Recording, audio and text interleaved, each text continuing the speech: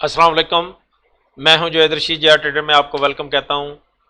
Daily update के साथ आज की इस वीडियो में हम KSE 100 इंडेक्स को एनालाइज करेंगे और इसके इंपॉर्टेंट लेवल्स को समझेंगे। आगे मार्केट के अंदर क्या मूव हो सकता है आने वाले दिनों में, उसको समझने की कोशिश। तो आए डायरेक्टली चार्ट पे चलते हैं और डिस्कस करते हैं।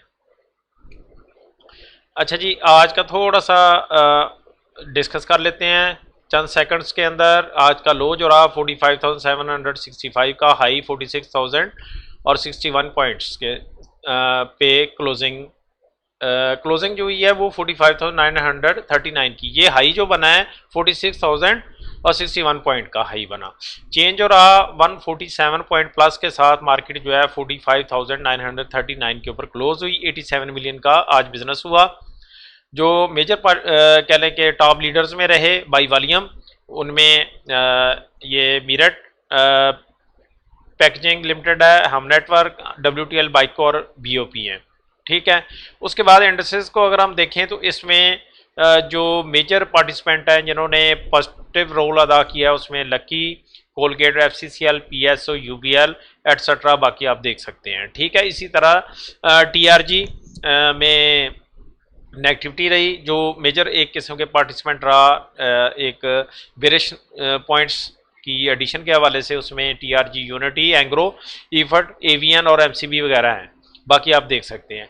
तो आए सबसे पहले डायरेक्टली चार्ट पे चलते हैं और वहाँ पे टेक्निकली हम एक्चुअल जो चीज़ हमने मूव को समझना वो समझने की कोशिश करते हैं। अच्छा, ये देखें, ये चार्ट है जो कि मैं तकरीबन डेली ही इसको आपके सामने लेके आता हूँ। ये एक किस्म का देखें, जब एक चेंज आती है तो उसके बाद एक मास्टर चार्ट कह लें, इसको कह सकते हैं। मेरे लिए ये एक मास्टर चार्ट है जिसको मैं डेली लाजमी देखता हूँ। ये अगर चेंज हुआ, यहाँ पे स्ट्रक्चर चेंज हुई, तो फिर मैं अपना माइंडसेट चेंज करता हूँ। ठीक है, यहाँ पे जैसे कि मैंने पिछली वीडियोज़ में जो मेरे रेगुलर फॉलोअर हैं या यूट्यूब चैनल को देखते हैं, उसमें मैंने एक्सप्लेन किया था कि ये अकोमोलेशन फेज जो है 46,000 और नीचे 44,250, ये जो लेवल है यहाँ पे मार्केट एक अकोमोलेशन फेज में रह सकती है कुछ टाइम के लिए, मतलब 2 माह 1 माह इतना पॉसिबल है कि रहे।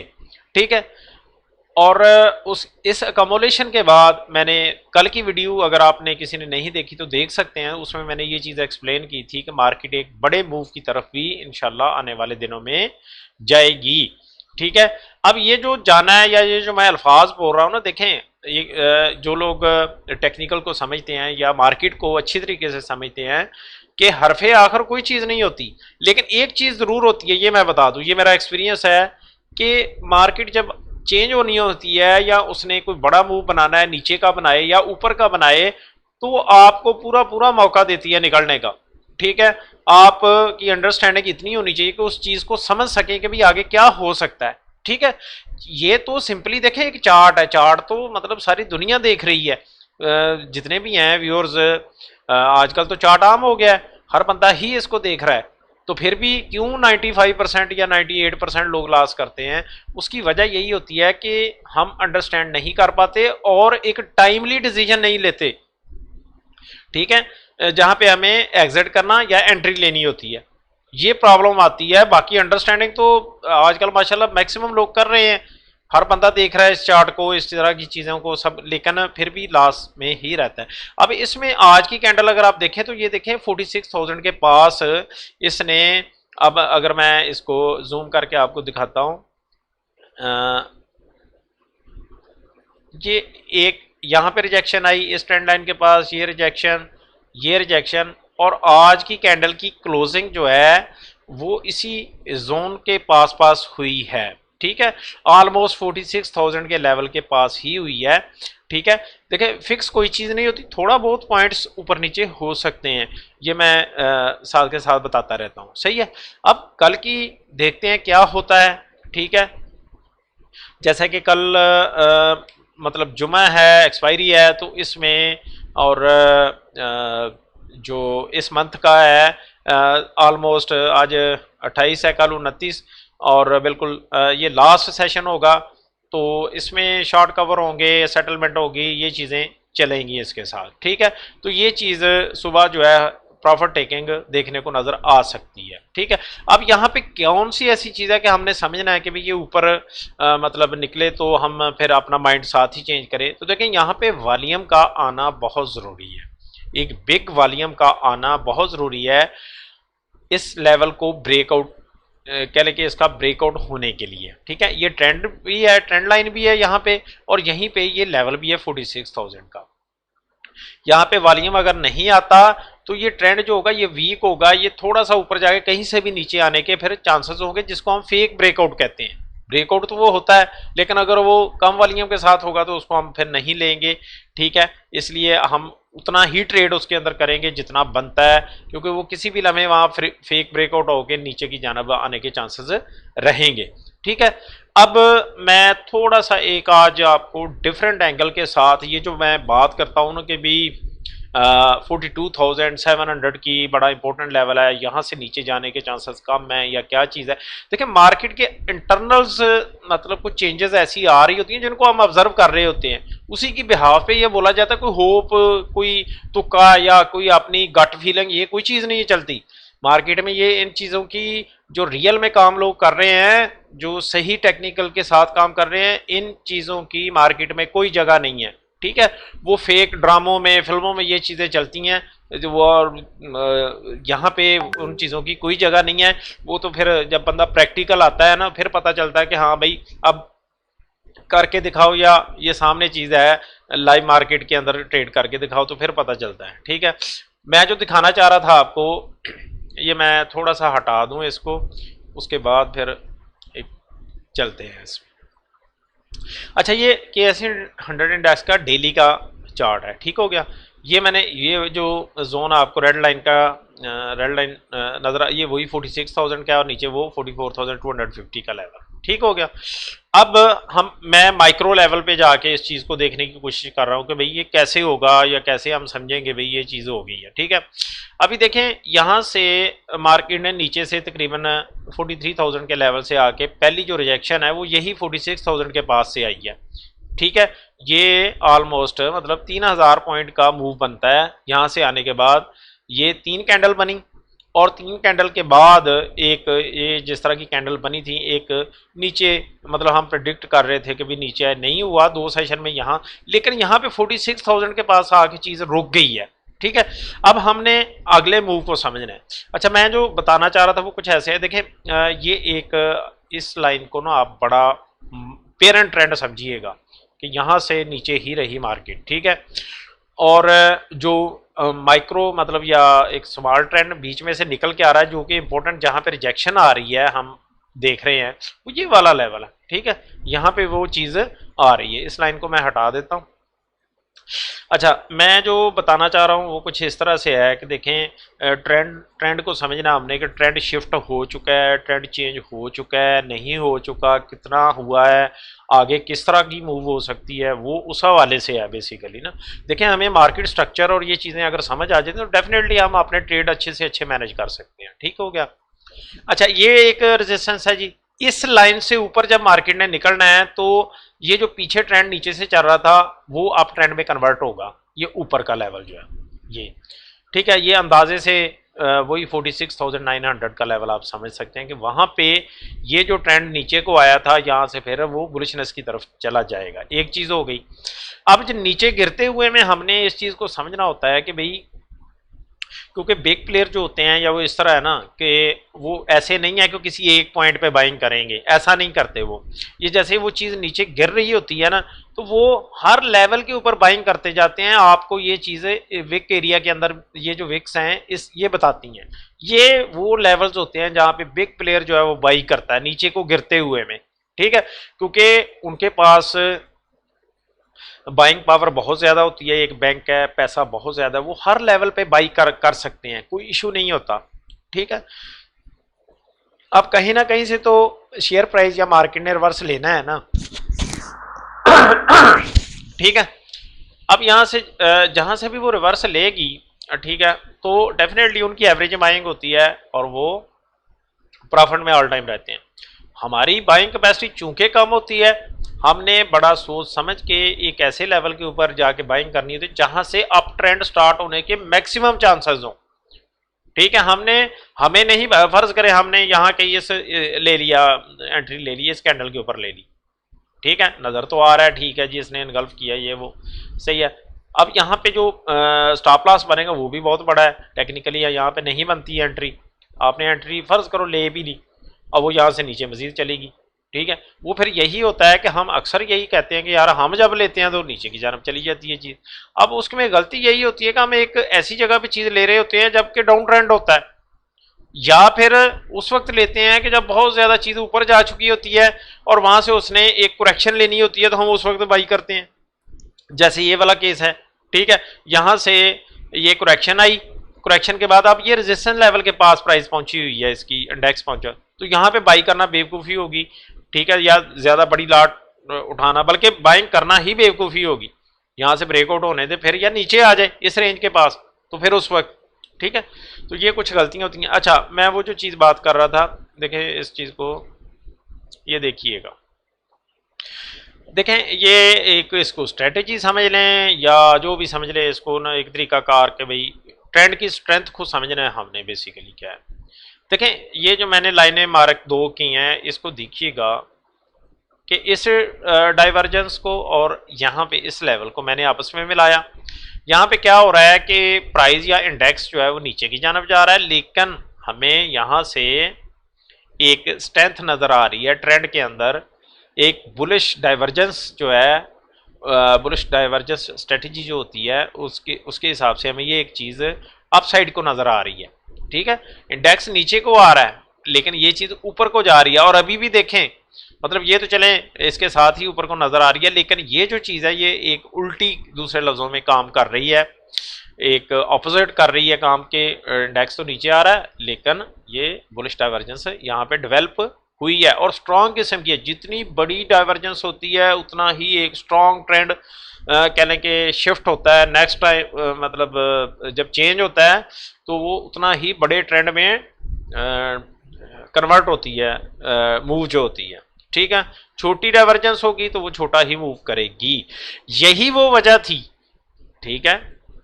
देखें यही वो वजह थी कि जब यहाँ पे हुआ क्या, मल्टीपल हम जो है ना वो लेते हैं कन्फर्मेशंस, वो किस तरीके से हम करेंगे कि देखें ये मैं ड्रॉ कर रहा हूँ, ये एक रेजिस्टेंस थी, ठीक है, ये ट्रेंड की नीचे गिरते हुए में यहाँ इस लेवल से कह लें डाइवर्जेंस थी, यहाँ से ब्रेकआउट होता है, सही है।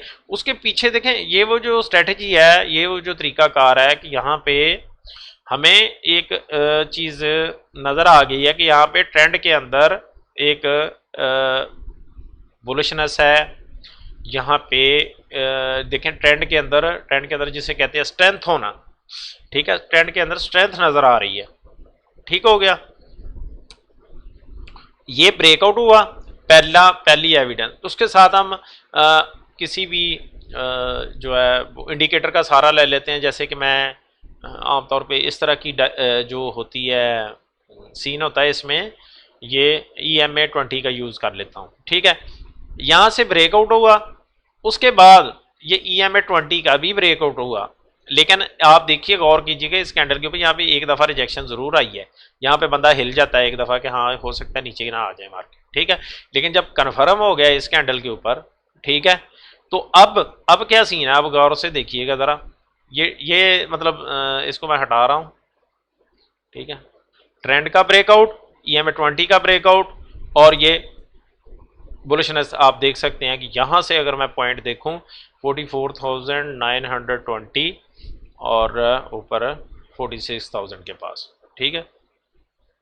तो ये 2 दिन के अंदर मार्केट ने इतने पॉइंट गेन किए। ये एक करेक्शन आई, करेक्शन में अगर आप करेक्शन को भी गौर से देखें तो क्या हुआ कि इस कैंडल के अंदर ही, इसकी जो रेंज थी इसके अंदर ही 2 कैंडल्स बनी है, ठीक है। तो एक बेरिशनेस तो ज़रूर थी लेकिन वो उस तरह ज़्यादा नहीं है कि भाई ज़्यादा नीचे की जानब चले जाए, ठीक है। तो यहाँ पे मैंने ये जो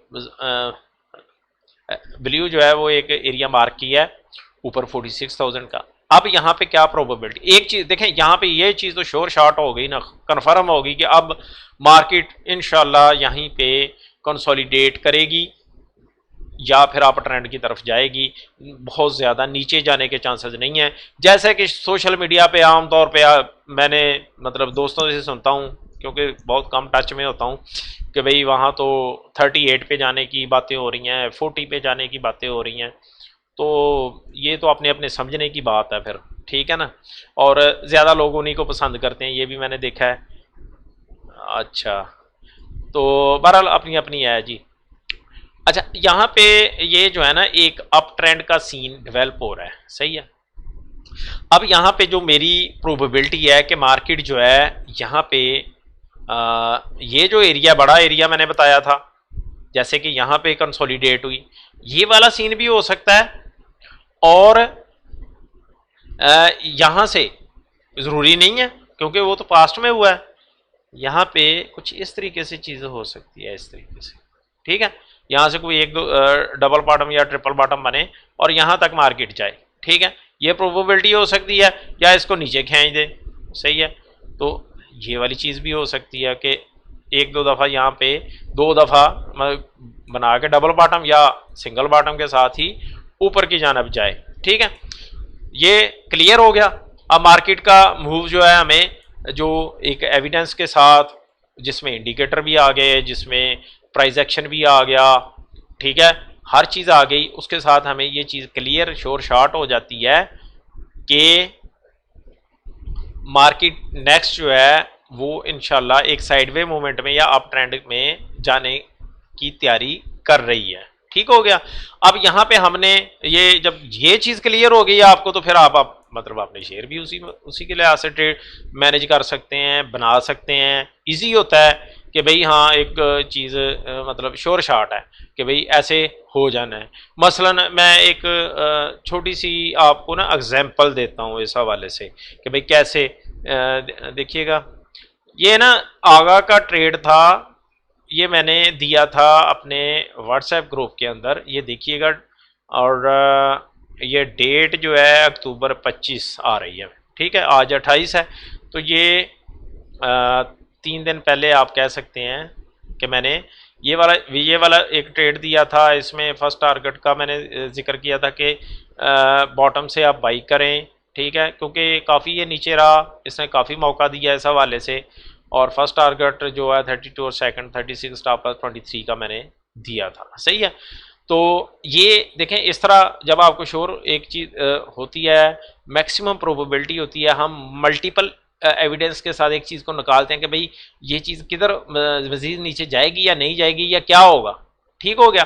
तो अगर किसी ने जैसे कि मैं ग्रुप में कॉल देता हूँ, बाई किया फ़र्ज़ करें, ठीक है, तो उसमें आप देख सकते हैं ये आगा का इस वक्त का आज का मूव था, ठीक है। आज इसकी क्लोजिंग 29 के पास हुई, हाई इसने 29.0, चलो 29 ही हम ले लेते हैं, ठीक है। ये दो कैंडल्स समझ सकते हैं आप कि ये कल की और आज की कैंडल जो है वो बनी है, ठीक है। तो इस हवाले से मतलब ये आप कर सकते हैं, क्या कहते हैं, एंट्रीज वगैरह जो हैं इस तरीके से ली जाती हैं जब आपको समझ आ जाती है, और फिर वो उसमें मैक्सिमम चांस रहते हैं कि चीज़ें सक्सेसफुल होती हैं, ठीक हो गया। उसके बाद जैसे अभी मैं एक शेयर लगा रहा था, चेक कर, पीएसओ को जैसे हम डिस्कस कर लेते हैं, ठीक हो गया। पीएसओ आप देख सकते हैं कि यहाँ पे एक रेंज में जा चुका है, सही है। तो जब रेंज में जा, डाउन ट्रेंड के बाद एक रेंज में जा चुका है, तो आप देख सकते हैं ये कौन सा लेवल है, ये वाला लेवल है, ठीक हो गया, यहाँ पे, ठीक हो। देखिए, कुछ चीज़ें मैं जल्दी में इस वक्त बना रहा होता हूँ, वीडियो बन रही होती है, तो इसमें थोड़ा बहुत कहीं पे थोड़ा बहुत मतलब माइनर फ़र्क आएगा, ज़्यादा नहीं आएगा, लेकिन वो मैं ऑडियो के साथ आपको एक्सप्लेन कर रहा हूँ, ठीक हो गया। ये चीज़ देखें, ये एक रेंज में जा चुकी है, ठीक है। इसने ये एक कैंडल्स की फार्मेशन को भी अगर आप देखें तो यहाँ पे विक्स आपको नज़र आ रही है इस रेड कैंडल के ऊपर। उसके बाद ये जो दूसरी इनगल्फिंग एक इनगल्फिंग पैटर्न बना है, और उसके बाद मार्केट ने इस लेवल से रिजेक्शन ली, ठीक है। रिजेक्शन लेके फिर इसी में फिर उसी तरह हुआ, और ये चीज़ शो कर रही है कि प्राइस जो है एक साइडवे मूवमेंट में जा चुकी है। अब हमने इसको ट्रेड कैसे करना है, ये देखें सिंपल ट्रेड, इसमें टेंशन वाली कोई बात ही नहीं है। प्राइस का नीचे आने का जस्ट हमने वेट करना है, 184 के पास आ जाए प्राइस, 183 के पास आ जाए, यहाँ पे आप बाई करें। नीचे का आप थोड़ा सा नीचे रख के 180 के पास स्टॉप लॉस लगा लें, सही है, एक 2-3 पॉइंट के साथ। और ऊपर जनाब आप 192 या 1 इस रेंज को प्ले करते रहें। जब कभी भी इससे निकलेगी प्राइस तो ये ऊपर ही जाएगी, 200 की तरफ जाएगी। ठीक हो गया। तो ये चीज़ इस तरीके से हम वर्क करते हैं, काम करते हैं, और इस तरीके से रिसर्च करते हैं, चीज़ों को फाइंड करने की कोशिश करते हैं, तो चीज़ें बेहतर से बेहतर रहती हैं। और राइट पेशेंस के साथ जब आप, राइट पेशेंस मतलब ये नहीं है पेशेंस के जी आपने लिया अब वो आप ट्रैप हो गए तो फिर उसके बाद हम कहते हैं जी हम तो पेशेंस पे चले गए हैं। वो कौन सा पेशेंस होता है, सब्र वो नहीं है, वो राइट पेशेंस नहीं है। वो आपकी मजबूरी, आप फंस चुके हैं, अब आपने वहाँ पे रुकना ही है। ठीक है। तो यहाँ पे ये चांसेस रहते हैं कि मैक्सिमम विनिंग के चांसेस रहते हैं। ठीक है। और इस तरीके से काम होता है। तो जैसे कि मैं लास्ट वीडियो के अंदर भी ये चीज़ें कुछ एक्सप्लेन इससे हट के करता रहता हूँ कि भाई साथ के साथ आप अपनी भी कुछ स्टडी लाजमी किया करें, मनी मैनेजमेंट को सीखें, रिस्क रिवार्ड क्या होता है, रिस्क मैनेजमेंट को सीखें। ये भी पिलर हैं ट्रेडिंग के, उसी तरह जिस तरह के ये एनालिसिस करना एक बहुत इंपॉर्टेंट है। ठीक है। अगर वो नहीं कर सकते देखें तो अपने किसी कंसल्टेंट से बात कर लें, हैं अच्छे अच्छे लोग हैं आपको मशवरा देने वाले। तो ये दोस्तों आज की अपडेट थी, उम्मीद है कि आपको पसंद आई होगी। पसंद आई है तो लाइक शेयर कर दीजिएगा, और लाइक करते पता नहीं क्यों कंजूसी होती है, इससे कोई कुछ भी नहीं होता। जैसे मैं बताता हूँ पहले कि कोई किसी किस्म का कोई नहीं है, और ये सारी चीज़ें जो हैं बिल्कुल फ्री ऑफ कॉस्ट हैं। कोई इसके अंदर कोई किसी किस्म का कोई एक पेनी का भी कह लें कि कोई बेनिफिट होता है ना, वो नहीं है। ठीक है। तो ये चीज़ यहाँ पे बताने का आप लोगों को फ्री ऑफ कॉस्ट या इस तरीके से यही है कि चलें कुछ लोगों का अगर किसी का फ़ायदा हो सकता है इस तरीके से तो चलो मेरे नॉलेज में भी इजाफा होता है और इस तरीके से आप लोगों का भी फ़ायदा हो। ठीक है। मज़ीद देखें व्हाट्सएप ग्रुप है या ये जो चीज़ें हैं ना वो इसी वजह से हैं कि देखें मेरे पास ट्रैफिक बहुत ज़्यादा होती है, तो इसीलिए वो चीज़ बनाई हुई है कि वो जो लोग डिटेल में एनालिसिस चाहते हैं, कोई बाई सेल के हवाले से पूछना चाहते हैं, तो वो डायरेक्टली वहाँ पे मेरे साथ अटैच हो जाते हैं, तो वो व्हाट्सएप ग्रुप ज्वाइन कर सकते हैं। ठीक है दोस्तों, तो ये थी आज की अपडेट। शुक्रिया, खुदा हाफिज़।